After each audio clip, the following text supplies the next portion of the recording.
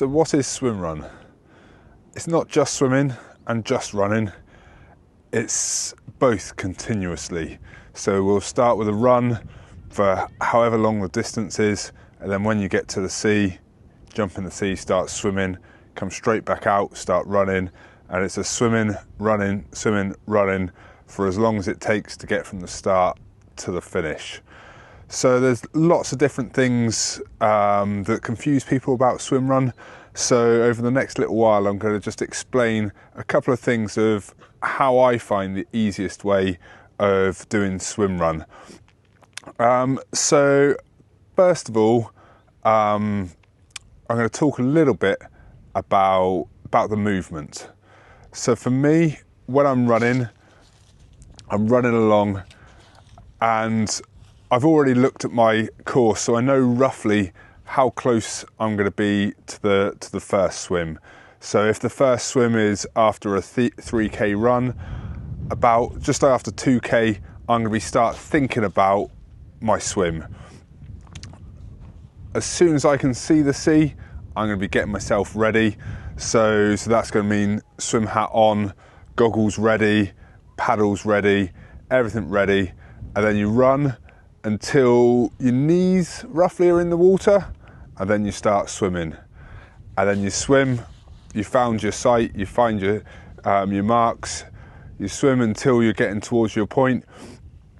Once your fingertips touch the ground, that's when I'm up and I'm running again.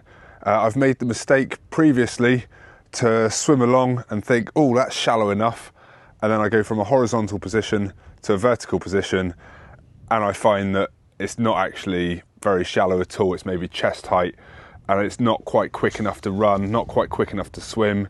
So then I have to get back into the swimming position, carry on until I find the right level. So I've always found that swimming until your fingertips touch is the safest way of getting the right distance, and then you're up, running, ready to go all over again until you get to your finish line.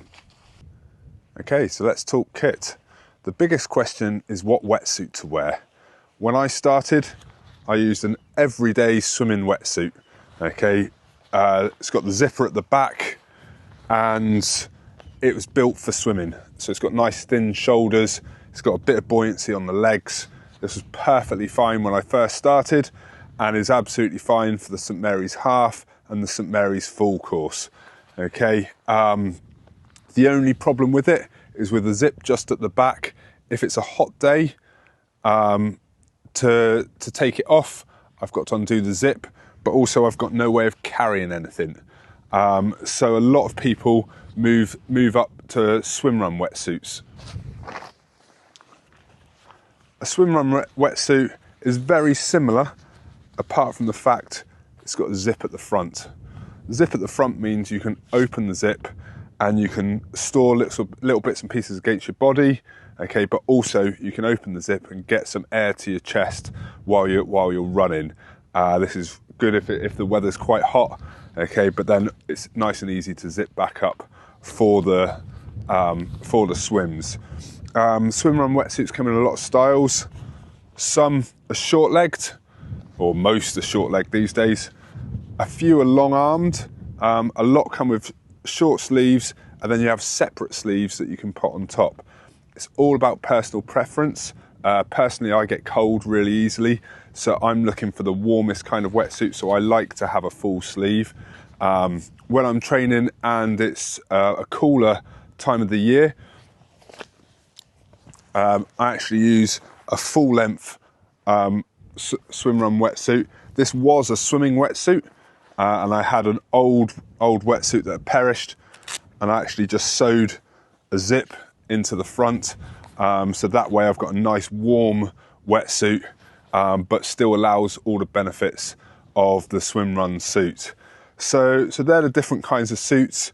There's budgets for everybody, but it's just a case of making it work for you, but you don't necessarily have to go out of your way to spend a load of money on a specific Swimrun wetsuit when a swimming wetsuit will do the job just fine. So we've got our Swimrun wetsuit, zip at the front, Okay, makes it easy.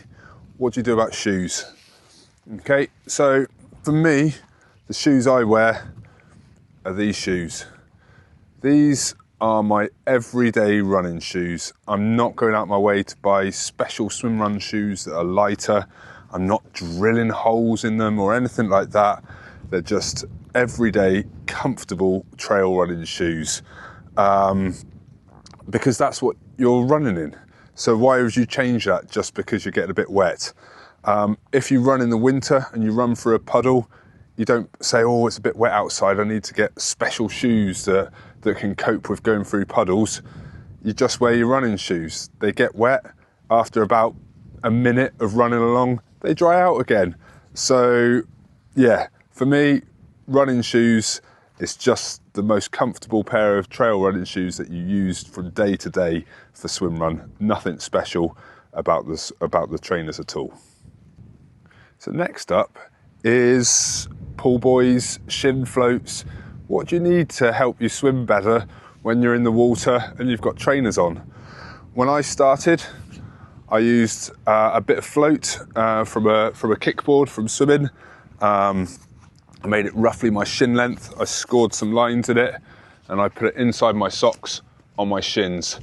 That way I didn't have any faff getting in and out of the water. They were always in place. They didn't cause me any hindrance and they worked absolutely fine. The last couple of years I've transferred into a pull buoy. They're a little bit more faff, but they do give a bit more buoyancy.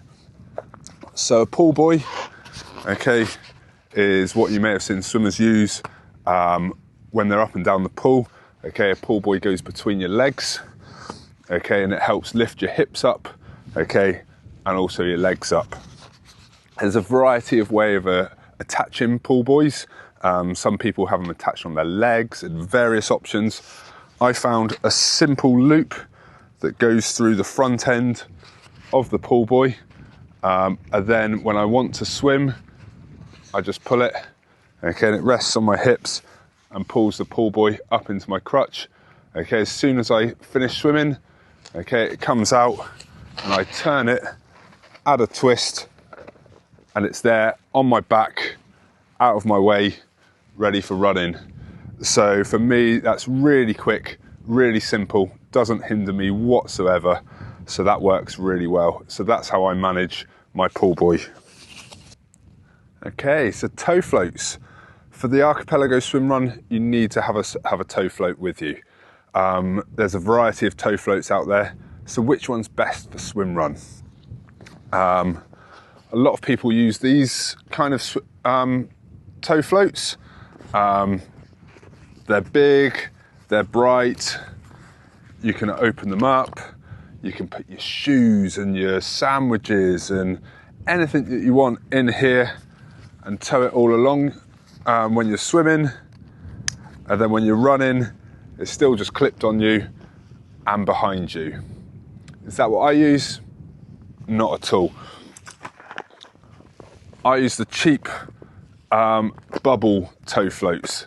These weigh absolutely nothing.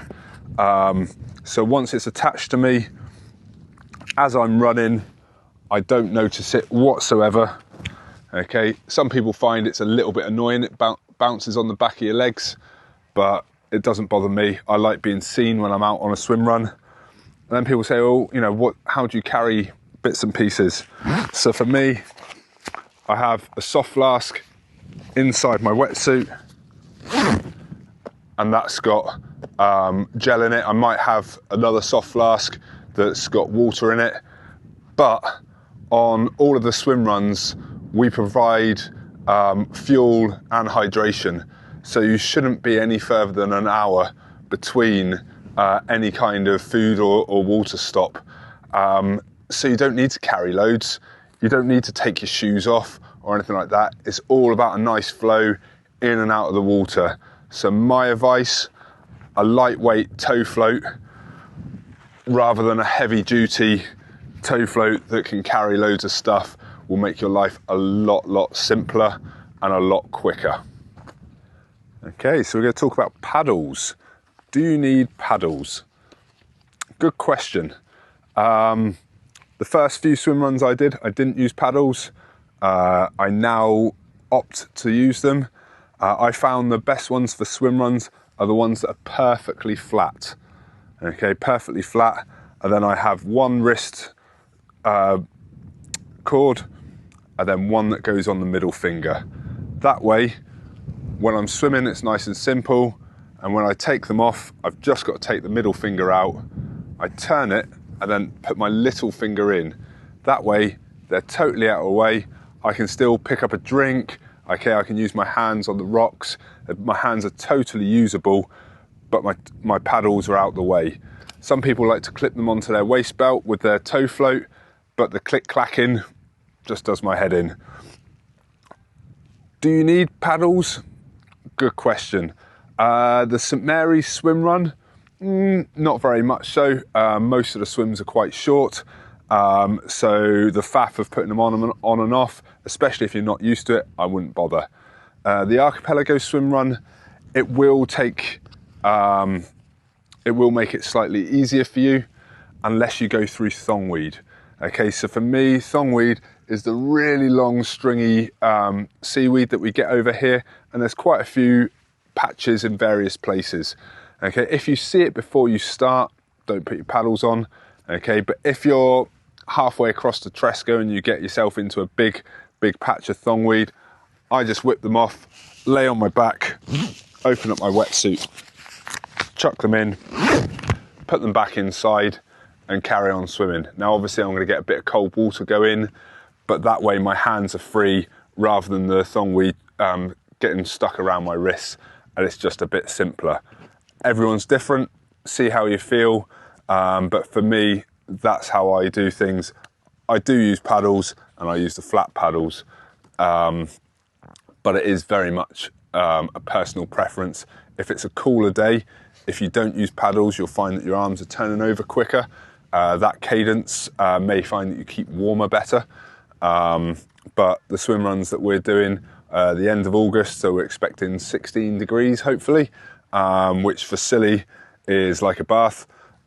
So yeah, it's all personal preference and see what you fancy. So if you're swimming as a team, okay, some people like to just swim next to each other. I totally recommend having a tether. Okay, a tether is just a piece of bungee cord. You can buy a Swimrun specific tether for quite a lot of money, or just buy a bit of bungee and a couple of carabiners. The way you use your tether is you clip it onto your waist belt, okay? And the waist belt is if you've got a toe float. If you're in a pair, you don't need a toe float, so you might opt to get rid of it, but you will want some form of belt to attach your tether to. There's a few wetsuits that actually have little loops for attaching a tether. I prefer the belt, but it's up to you. How do you know the length of this tether? For me, what I've done previously with my partners is we've worked out who's a stronger swimmer. If the stronger swimmer will lay down on the floor with the tether attached to them, I would then lay down behind them with my fingertips just touching their shoes, okay, and I would measure out up to my waist, okay, and then I would have that as my length. So you want it so that as you're swimming, okay, your fingertips are touching the shoes of the person in front just. You will find that sometimes the tether will move a bit, so you will find that your swimming technique is almost a bit wider than normal, and because it's holding you nice and close to your partner, you're going to be swimming, those shoes are going to be right there. So you do have to swim looking upwards a little bit more rather than down as normal, but it will hold you right in the slipstream. The person in front won't really notice anything, okay, but the person behind will stick in the slipstream. If you're both similar swimmers, you might find that the person behind gets a little bit chilly, and that's something you need to think about managing. But often the person in front isn't actually pulling, the tether is just there just to hold you in the perfect position. It also means that as I'm swimming along, I don't have to look around and think, oh no, where's my partner gone? I can't see them. Okay, it makes it really simple. For me, once I get out of the water, I leave the tether attached. Okay, so we leave it attached. If I'm leading the running, okay, I would move into the front. We leave the tether attached, and that way my run partner, as we're going along, if he or she is feeling a little bit tired, I can give them a little pull. Okay, it just gives you a little nudge to help you up the hills, which is really nice. Again, it's kind of a really interesting thing. It's almost like an umbilical cord. It's a way of communicating with your run partner or swim run partner without actually speaking. Okay, so if I feel quite a strong tug on the tether, I know that my partner's having a tough day. Okay, if it's quite slack, I know that either they're feeling really good or maybe I'm feeling tired. Maybe I need to eat something. Okay, what I would say though, if you're the person behind, okay, and the tether's in front of you, the person behind, it's your job to hold the tether to make sure it's not going to, the runner in front doesn't trip on it, because they're not going to be able to see it. So if you are the behind runner, just make sure if you're up close to them that you're holding onto that tether and ready. I totally recommend a tether. I've not done a swim run without them, and life is so much simpler. You know where everybody is, and it just makes life a lot simpler, especially on those first few swims when there's a few more people around. You know that your friend is either on your feet or just in front of you, so if they start following someone and they manage to get a bit of draft from them, you know that you're with them. So it just makes life a lot simpler. They can concentrate on the swimming, you can concentrate on just staying on their feet.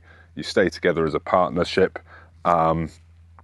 Absolutely brilliant. It means you both swim at the fastest pace and you both run at the faster person's pace, as long as you can both hold that.